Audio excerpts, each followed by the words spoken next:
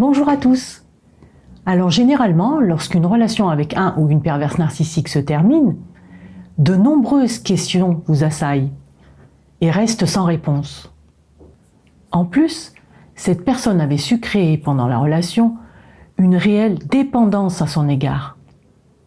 Vous aviez fini par ne vivre plus qu'à travers lui ou elle. Du coup, au moment de la séparation, c'est le grand vide pour vous. La souffrance est maximale, et ce d'autant plus que cette personne a fini par vous faire croire que tous les problèmes qui ont conduit à la rupture venaient de vous. Au sortir de cette relation, vous êtes donc rempli de doutes. Vous cherchez ce que vous auriez pu faire de plus. Et surtout, vous vous demandez ce que le ou la nouvelle a de plus que vous pour avoir été choisi pour vous remplacer. Mais rassurez-vous, vous n'êtes pas responsable du flop de la relation, tout simplement parce qu'il n'y a jamais eu de relation, au sens où nous on l'entend. En réalité, vous étiez sa possession, son faire-valoir, son porte-monnaie, ou tout bonnement, sa poubelle psychique. Cette personne n'a jamais rien senti d'authentique et de sincère pour vous. Elle n'en est pas capable. Et ce sera exactement pareil avec la personne suivante.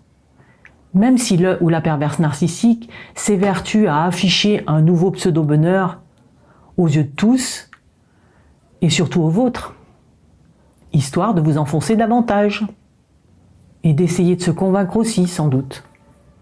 Si vous avez eu affaire à un ou une perverse narcissique, vous l'avez compris, il est parfaitement inutile de continuer à tourner votre attention vers cette personne, car celui ou celle que vous avez pensé aimer n'a jamais existé.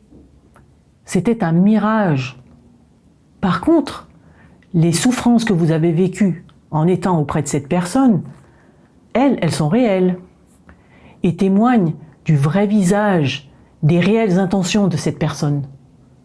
Reprenez donc votre instinct de conservation et fuyez cette personne qui ne sait pas vivre autrement qu'en vampirisant les autres.